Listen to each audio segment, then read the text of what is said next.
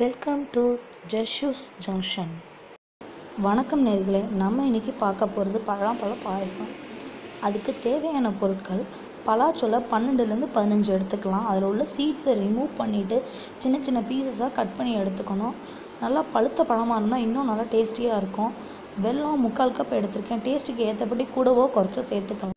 துருவின தேங்காவோட சுடுதண்ணி கலந்து அரைச்சி வடிகட்டி 1 கப் திக்கான தேங்காய் பால் எடுத்துக்கிறோம். வறுக்க முந்திரி பருப்பு, திராட்சை சிறிதளவு, நறுக்கின தேங்காய் துண்டுகள், சுக்குத்தூள், ஏலக்காய் தூள் சிறிதளவு.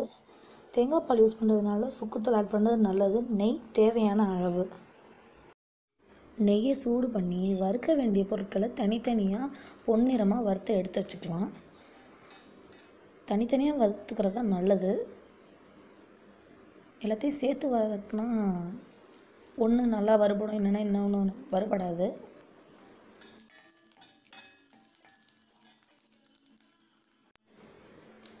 எப்பொழுதும் திராட்சையை பொரிக்கும் போது லோ ஃப்ளேம்லேயே வச்சு பொரிக்கணும், இல்லைன்னா சீக்கிரம் கறியிடும். இப்போ வறுத்த எல்லா பொருட்களையும் தனித்தனியாக எடுத்து வச்சுருக்கேன். அதே பேனில் பொடியாக நறுக்கி வச்சுருக்க பலாப்பழத்தை வதக்கணும். பச்சை வாசனை போகிற வரைக்கும் நல்லா வதக்கணும். நெய்யில் வதக்கி வேக வைக்கும்போது தான் அது நல்லா ருசியாக இருக்கும்.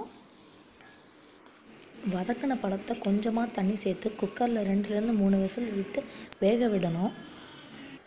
இப்போது பழம் நல்லா வெந்து பேஸ்ட் பதத்தில் இருக்குது. இப்போது வெள்ளைப்பாகு செய்ய போகிறோம். அதே பேனில் கொஞ்சமாக தண்ணி சேர்த்து வச்சுருக்க வெள்ளத்தை அதில் ஆட் பண்ணி நல்லா கொதிக்க விடணும். நல்லா கொதித்ததுக்கப்புறம் இப்போ வேக வச்ச பேஸ்ட்டை சேர்த்து நல்லா கிளறி விடணும். ஒரே இடத்துல செட்டில் ஆகாமல் நல்லா கிளறி விட்டால் தான் நல்லாயிருக்கும். பாகும் பேஸ்ட்டும் நல்லா சேர்ந்து நல்ல பதத்துக்கு வந்துருச்சு. இப்போ ஸ்டவ்வை லோ ஃப்ளேமில் வச்சுட்டு 2 ஸ்பூன் நெய் ஆட் பண்ணி நல்லா கிளறி விடணும்.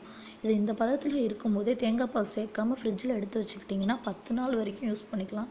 வேணுங்கிறப்ப தேங்காய் பால் சேர்த்து பரிமாறிக்கலாம். நல்லா ருசியாக இருக்கும். இப்போ நல்லா கிளறி விட்டாச்சு.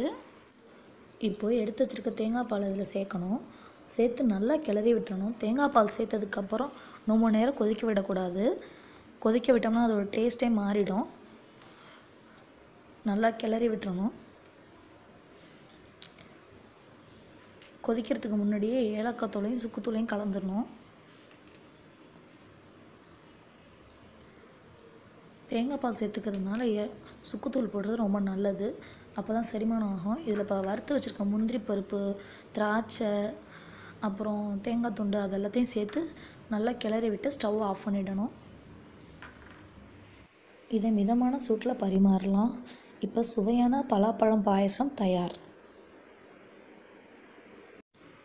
இந்த வீடியோ பார்த்ததுக்கு நன்றி. உங்களுக்கு இந்த வீடியோ பிடிச்சிருந்துச்சுன்னா லைக் பண்ணுங்கள், உங்கள் நண்பர்களுக்கு ஷேர் பண்ணுங்கள், மறக்காமல் சப்ஸ்கிரைப் பண்ணுங்கள்.